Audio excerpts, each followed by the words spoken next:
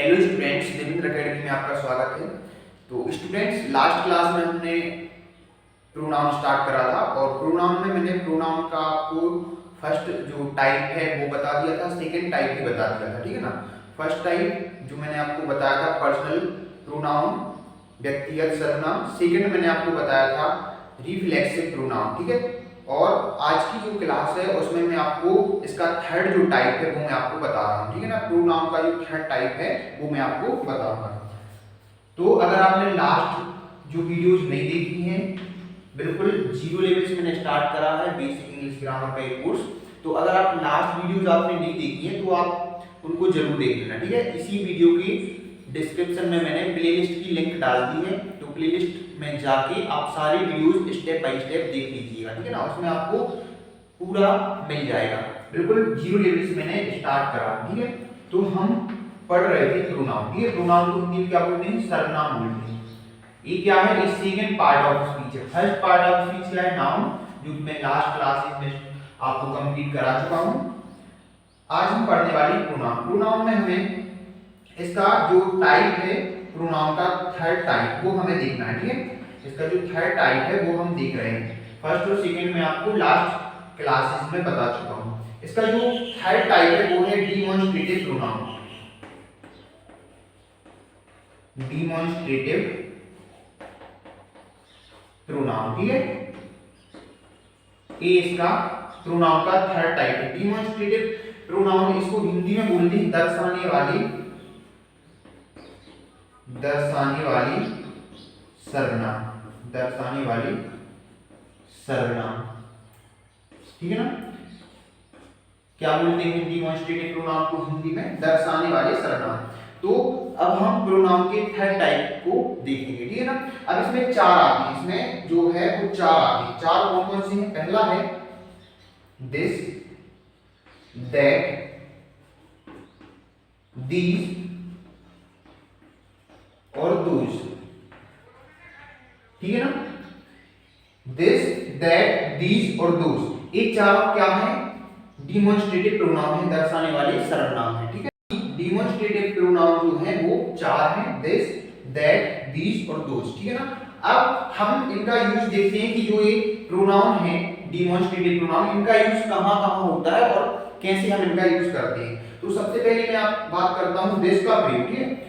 This का प्रयोग, this का प्रयोग ये आप लिखते जाना, इसको नोट करते जाना, ठीक है ना। ये बहुत इंपॉर्टेंट चीज है, इसको आपको नोट करना है। देखो दिस का प्रयोग। अब दिस का प्रयोग कब किया जाता है? तो इसमें हम लिखेंगे दिस का प्रयोग, दिस का प्रयोग पास की एक वस्तु को, पास की एक वस्तु को, पास की एक वस्तु को, पास की एक वस्तु को दर्शाने के लिए किया जाता है, दर्शाने के लिए किया जाता है, ठीक है ना।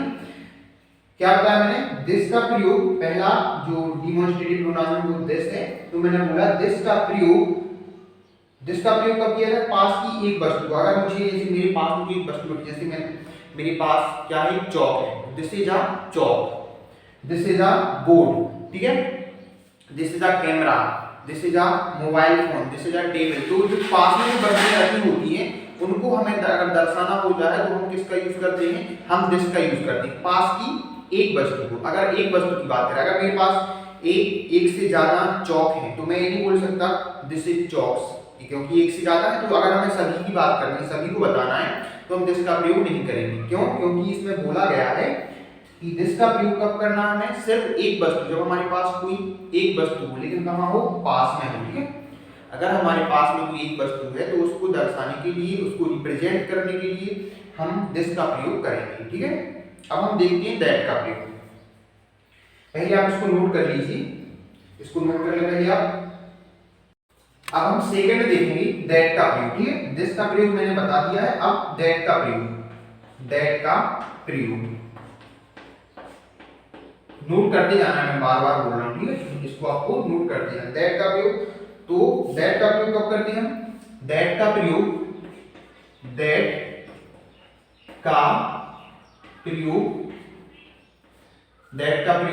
दूर की एक वस्तु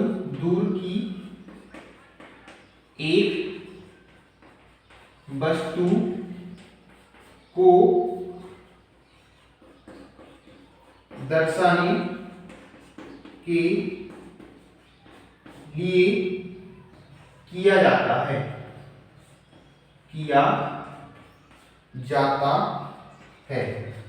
ठीक है ना?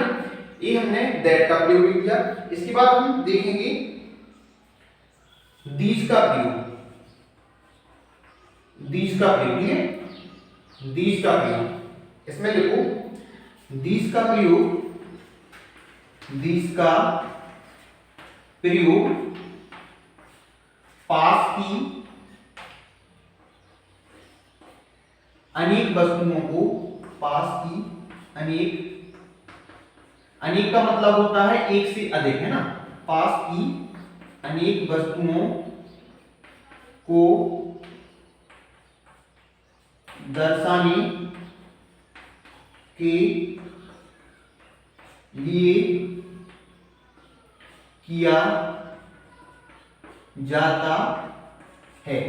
ठीक है ना? ये हो गया दीज का प्रयोग। अब हम देखेंगे दोज का प्रयोग।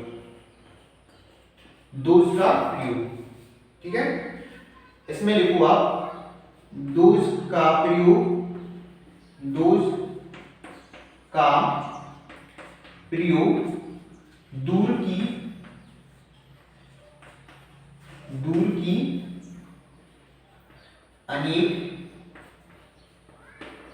दूर की अनेक वस्तुओं को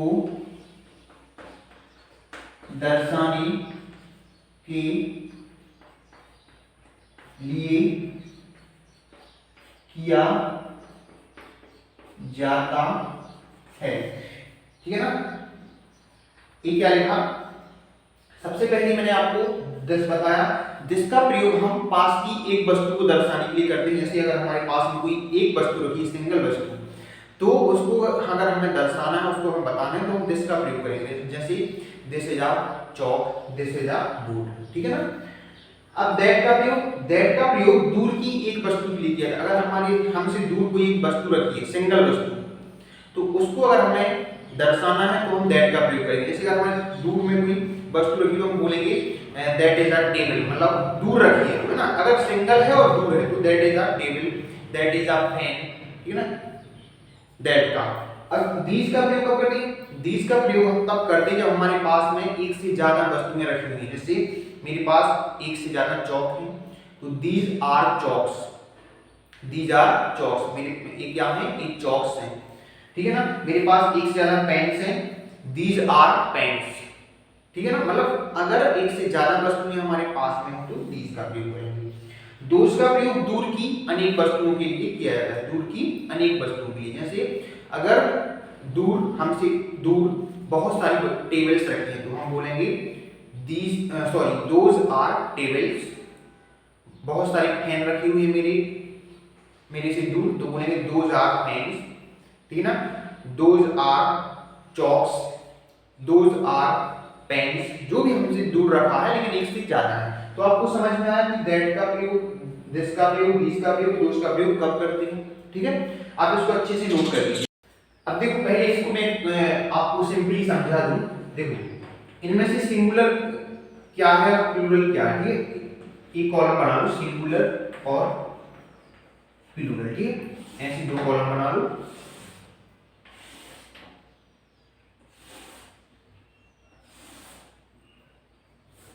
हाँ, इधर देखो, सिंगुलर और प्लूरल। दिस क्या है? सिंगुलर है। क्यों? क्योंकि दिस का प्रयोग पास की एक वस्तु के लिए किया जाता है, एक वस्तु के लिए यूज किया जा रहा है, इसलिए क्या है? एक सिंगुलर है। दिस का प्लूरल होता है दीज। दिस का प्लूरल क्या होता है? दीज। क्यों? क्योंकि दीज का प्रयोग पास की अनेक वस्तुओं के लिए किया जाता है, इसलिए दीज क्या है? दीज प्लूरल है। दैट क्या है? दैट है सिंगुलर, दूर की एक वस्तु के लिए यूज किया है, इसलिए दैट का प्लूरल होता है दोज। दैट का प्लूरल क्या होता है? दोज। तो ये आपको पता होना चाहिए कि दिस सिंगुलर है, दिस का प्लूरल होता है दिस, दैट सिंगुलर है, इसका प्लूरल होता है दोज। ठीक है, नोट कर लो इसको। अब देखो, अब हमें देखना है कि डिमॉन्स्ट्रेटिव प्रोनाउन से डू एंड डायरेक्ट कैसे बनते हैं। ठीक है, मतलब जो डिमॉन्स्ट्रेटिव प्रोनाउन है दिस, दैट, दीज, दोज, तो इनसे डू एंड डायरेक्ट एग्जाम में कैसे बनते हैं। देखो, ये सिर्फ स्कूल के बच्चों के लिए इंपॉर्टेंट नहीं है, कॉलेज के बच्चों के लिए भी इंपॉर्टेंट है, और जो कॉम्पिटिटिव एग्जाम की तैयारी कर रहे हैं उनके लिए भी इंपॉर्टेंट है, क्योंकि ये बेसिक है। बेसिक सबके लिए इंपॉर्टेंट रहता है। ठीक है, क्योंकि बेसिक जो बेस रहता है उसी पर तो सारी जो आपके कॉन्सेप्ट होते हैं वो बने होते हैं। ठीक है ना, तो बेस बहुत ज्यादा इंपॉर्टेंट होता है। तो मैं आपको बताऊंगा कि डेमोंस्ट्रेटिव जो प्रोनाउन होते हैं दिस, दैट, दीज, दोज, इनसे आप डू एंड डायरेक्ट कैसे बनते हैं और उनको आप सॉल्व कैसे करेंगे। ठीक है ना, तो आप समझ लो। यहाँ देखो, जैसे मैंने यहाँ पे एक सेंटेंस लिखा, मैंने लिख लो यहाँ पे डू एज डायरेक्ट। ठीक है, do as direct, do as direct. ठीक है, इधर देखो, जैसे मैंने यहाँ पे एक सेंटेंस लिखा, मैंने एक सेंटेंस लिखा यहाँ पे, this is my pen, this is my pen या a pen, this is a pen. ठीक है, मैंने यहाँ पे एक सेंटेंस लिखा, दिस इज अ पेन। अब आपको क्या करना है, इसका आपको प्लूरल बनाना है। यहाँ पे मैंने एक कंडीशन लिख दी, मेक प्लूरल। इसका क्या बनाना है आपको, इसका प्लूरल बनाना है। दिस इज अ पेन, एक सेंटेंस लिखा है, छोटा सा सेंटेंस है, इसको आपको क्या बनाना है, मेक प्लूरल, मतलब इसका क्या बनाना है आपको, प्लूरल बनाना है। तो आप बना लोगे क्या बनेगा इसका प्लूरल, बताओ आप कमेंट में बताओ। ठीक है, कमेंट में बताओ, दिस इज अ पेन, इसका प्लूरल क्या होगा, कमेंट में बताओ।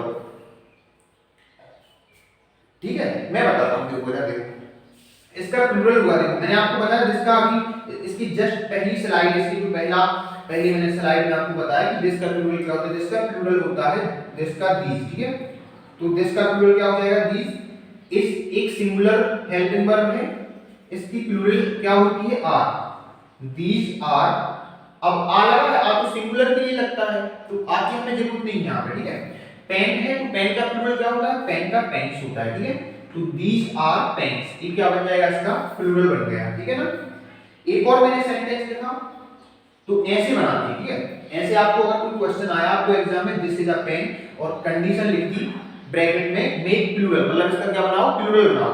तो आपको सिंपली क्या करना है, इसका प्लूरल, दिस का प्लूरल फॉर्म दीज होता है, तो दीज, इसका आर, ई को आपको अलग कर देना है, और पेन का पेन्स हो जाएगा, तो दीज आर पेन्स, इसका क्या बन जाएगा, प्लूरल बन जाएगा। ठीक है, एक और मैंने यहाँ पे एग्जांपल लिया, मैंने लिया दैट इज अ फैन या दैट इज अ टेबल, मैंने लिखा that is a table.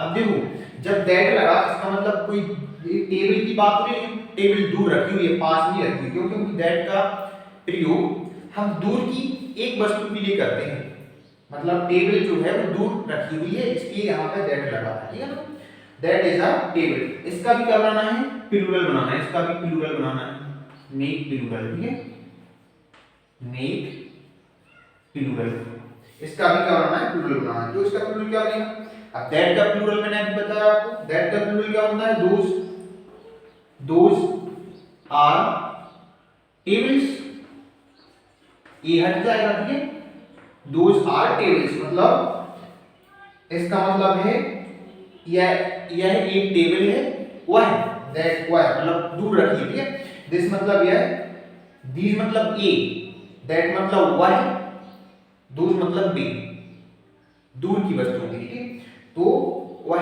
Table है, बेड टेबल्स है, बेड टेबल्स है ना, या बेड मेज, मतलब टेबल को हिंदी में मेज बोलते हैं। तो ये बन गया क्या, मैंने आपको बताया कि हम इसको सिंगुलर से प्लूरल कैसे कन्वर्ट करते हैं। अब हम आपको बताएंगे कि अगर प्लूरल आ गया और बोला सिंगुलर में कन्वर्ट करो तो कैसे करेंगे, तो भी मैं आपको बताता हूं। ठीक है, इसको आप नोट कर लो पहले। हाँ, अब देखो, अभी मैंने आपको क्या बताया, अभी मैंने आपको सिर्फ और सिर्फ प्लूरल बनाना बताया, प्लूरल कैसे बनाएंगे। अब जो थर्ड जो मैं यहाँ पे सेंटेंस लिख रहा हूँ, इसमें हम सिंगुलर में कन्वर्ट करेंगे। ठीक है, जैसे मैंने एक सेंटेंस लिया, these are our bags, these are our bags। इसका क्या बनाना है, इसका मेक सिंगुलर, एक प्लूरल फॉर्म में है, इसको हमें सिंगुलर में क्या करना है, कन्वर्ट करना है। ठीक है, ये देखो these are our bags, ये यहाँ पे एक सेंटेंस लिखा है these are our bags, एक प्लूरल फॉर्म में लिखा हुआ है, इसको हमें क्या करना है, मेक सिंगुलर, मतलब इसको हमें सिंगुलर में क्या करना है, कन्वर्ट करना है। तो आप कैसे करोगे, तो आपको पता होना चाहिए कि जो these है वो एक प्लूरल वर्ड है, इसको हम सिंगुलर में, सिंगुलर फॉर्म इसका क्या होता है, दिस होता है। ठीक है ना, पास की एक वस्तु है, पास की एक वस्तु, दिस आर जो है वो प्लूरल हेल्पिंग वर्ब है, तो आर की जगह पर सिंगुलर हेल्पिंग वर्ब लगाएंगे हम एच। अब अवर मतलब होता है हमारा या हमारी, ठीक है, उसका जो प्लूरल होगा, अब देखो हमारी मतलब एक प्लूरल वर्ड है, तो माई मतलब मेरा, सिर्फ सिंगुलर वर्ड। ठीक है ना, दिस इज माई, अवर का क्या हो जाएगा, माई हो जाएगा, बैग्स का क्या हो जाएगा, बैग, बैग्स का क्या हो जाएगा, bag. Simple, these are our bags, इसका हमें सिंगुलर बनाना है, तो इसका सिंपल सा जो सेंटेंस है वो हो जाएगा दिस इज माई बैग। ठीक है ना, एक और एग्जांपल ले लेते हैं। मैं एग्जांपल आपको उन्हीं से ले रहा हूं कि मैंने आपको वर्ड बताए। मैंने एक एग्जांपल लिया, दोज आर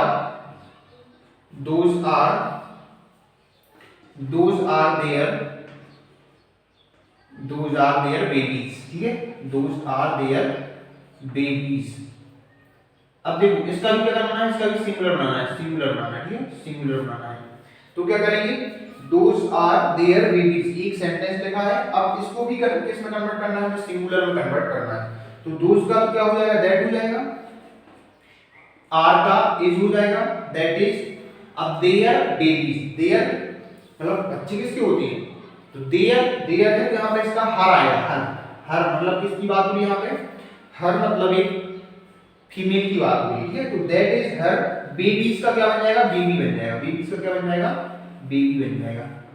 ठीक है ना, तो ये हो जाएगा दोज आर देयर बेबीज का जो सिंगुलर फॉर्म होगा वो हो जाएगा दैट इज हर बेबी।